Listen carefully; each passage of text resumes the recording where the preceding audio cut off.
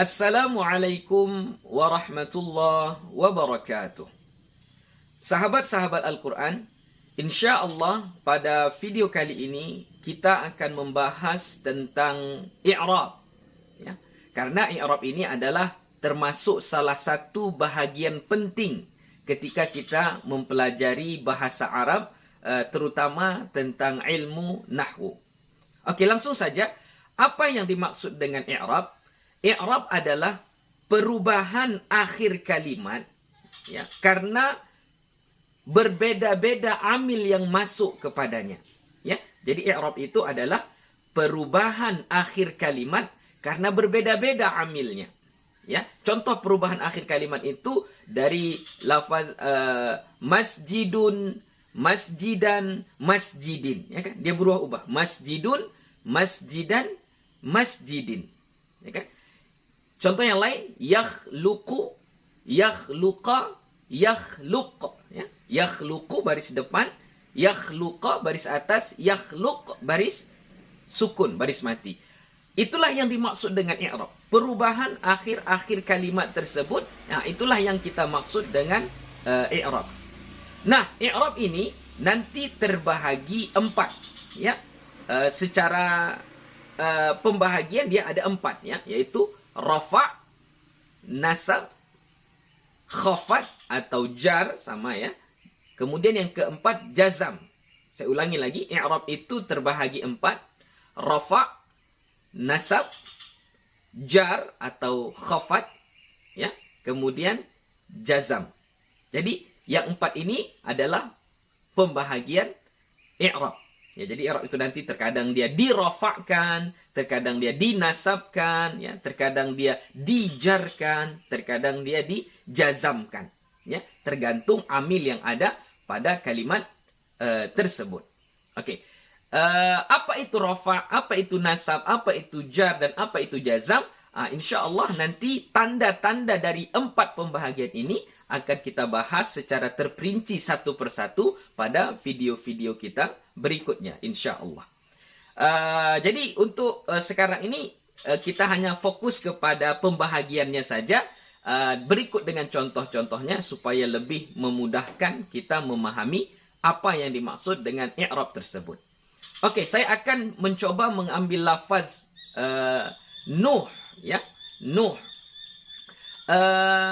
Kita akan lihat dulu yang baris dhammah, Nuhun, ya, itu ada pada surah Nuh ayat yang ke 26, ya, surah Nuh ayat yang ke 26. Lafaznya wa qala Nuhun, ya, wa qala Nuhun rabbi la tadhar 'alal ardi minal kafirin dayyara. Yang kita maksud di situ adalah lafaz Nuhun. Dia ini dirafa'kan, baris depan akhirnya kan, baris dhammah. Ini namanya dirafa'kan. Kenapa dia dirafa'kan? Karena ada amil rafa' sebelumnya, yaitu fi'il qala, ya, qala. Jadi qala Nuhun. Okey.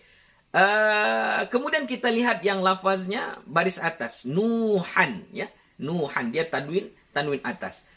Kita lihat pada surah Hud ayat yang ke-25, ya.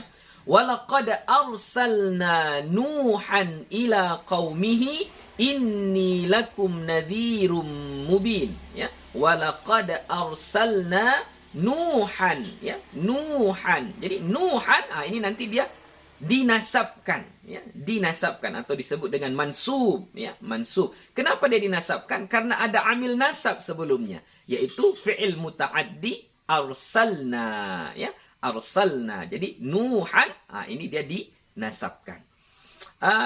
Kemudian contoh yang majrur atau baris bawah yaitu Nuhin, ya, Nuhin. Itu kita bisa melihatnya pada surah As-Saffat ayat yang ke-79. Salamun ala Nuhin, ala Nuhin kalau ditanwinkan, ya, ala Nuhin fil alamin, ya. Salamun ala Nuhin. Tengok di situ Nuhin, dia baris bawah. Ini namanya majrur. Kenapa dia dijarkan? Karena ada amil jar sebelumnya, yaitu apa? Huruf jar ala, ya, ala. Jadi coba kita perhatikan di sini lafaz Nuhun kemudian jadi Nuhan, kemudian jadi Nuhin, perubahan akhir-akhir kalimat ini itulah yang disebut dengan i'rab. Ya, kenapa dia berubah-ubah? Karena berbeda-beda amilnya. Ya, ada amil rafa', ada amil nasab, dan ada amil jar.